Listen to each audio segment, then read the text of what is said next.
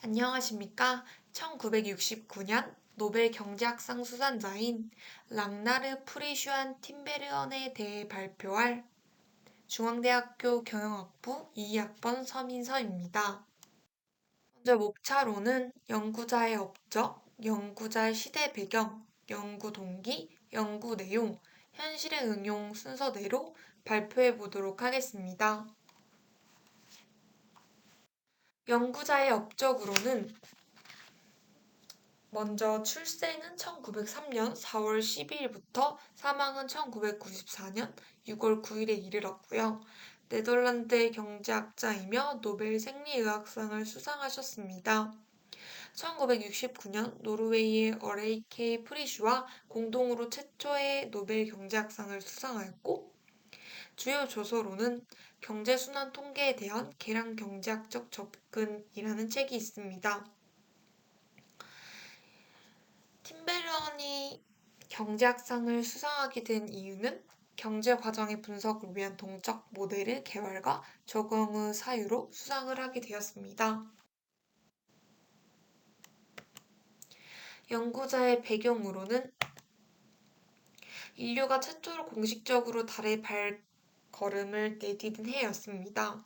냉전으로 시작된 이른바 우주 경쟁에 따른 결과이지만 인류의 달 진출 소식은 어쨌든 그 해 최고의 이슈였음은 틀림없습니다. 그러나 베트남 전쟁의 수렁에 빠진 상태였고 소위 68세대의 부흥에 따른 반전 움직임이 절정을 이룬 해였습니다. 히피족이 생겨나고 우드스탁 페스티벌이 그러한 모토로 그해 처음 시작되었습니다. 제2차 세계대전 이후 냉전 시기 동안 가장 역동적인 해 중 하나라고 할 수 있습니다. 팀베르언이 연구하게 된 동기에 대해 말씀드리도록 하겠습니다. 어렸을 때부터 자연에 관심이 많았던 팀베르언은 야외에서의 관찰과 실험을 중시하는 동물학자였습니다. 제2차 세계대전에 참전해 전쟁 프로가 되었던 그는 종전 후 영국으로 귀화해 옥스퍼드 대학의 교수가 되기도 하였습니다. 또한 그는 검은머리 물대새의 어미에게 알을 품는 행동을 일으키는 자극이 알의 크기라는 사실도 밝혀냈습니다.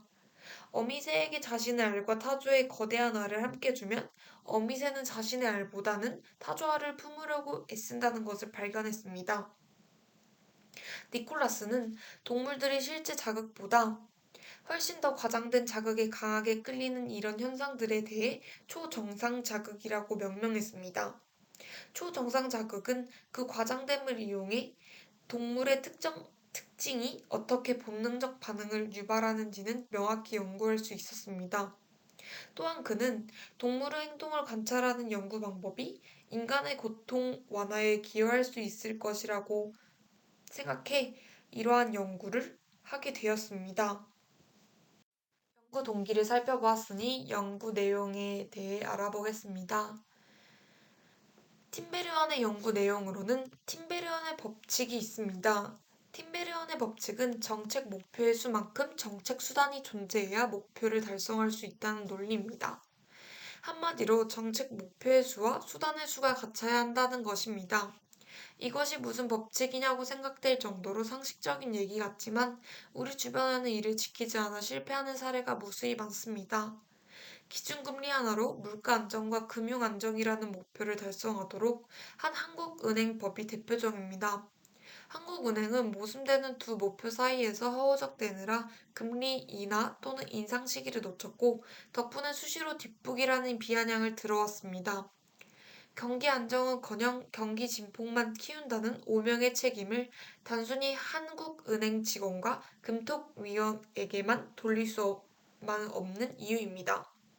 급격한 최저임금 인상도 팀베르원 법칙, 즉 연구를 간과한 사례입니다.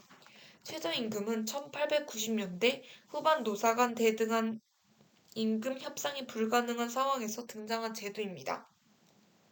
근로자들이 최소한의 인간다운 생활을 영위할 수 있도록 최저생계비 수준 이상의 임금을 지급하도록 강제함으로써 과도한 노동 착취를 막고 시장의 실패를 보완하기 위한 장치였습니다. 하지만 현 정부는 최저임금을 경제성장과 복지라는 또 다른 목표에 동원했고 이로 인해 상당수 근로자는 최저생계비조차 받지 못하는 실직으로 내몰렸습니다. 최저생계라는 목표를 위해 도입된 정책을 다른 목표에 사용하다 보니 정부 실패만 이야기한 것입니다.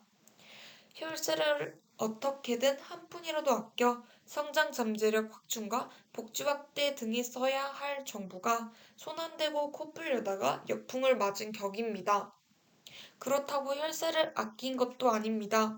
최저임금발 고용 악화를 만회하기 위해 일자리 안정자금 등 수조 원의 세금을 쏟아붓고 공공기관 직원과 공무원 수를 억지로 늘렸으니 말입니다.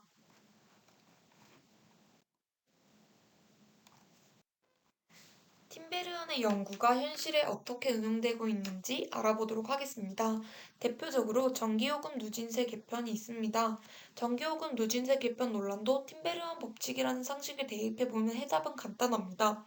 가격의 일종인 전기요금은 전기의 공공재적 성격을 감안하더라도 최소한의 원가를 반영해 책정해야 전기 수요와 공급의 균형이라는 본래 목표를 달성할 수 있습니다. 에너지 빈곤층이나 농민 등에 대해서는 바우처와 같은 별도의 복지제도를 통해 지원하는 게 순리입니다. 전기요금으로 복지라는 목표까지 달성하려니 이상한 구조로 변질된 것이 현 요금의 체계입니다. 혜택을 주는 사람도 받는 사람도 어느 정도의 혜택이 오가는지 알지 못하는 현재의 구조는 개혁해야 합니다. 선관위 이해관계자의 반발이니 하는 온갖 핑계를 들어 할 일을 하지 않으면 남은 3년은 순식간에 지나갑니다. 정부가 보유한 정책 수단이 정책 목표보다 많거나 같아야만 경제 정책이 효과를 발휘할 수 있다는 그의 주장, 즉 팀베리안의 법칙은 지금도 여전히 효력을 인정받고 있습니다. 지금까지 저희 발표를 들어주셔서 감사합니다.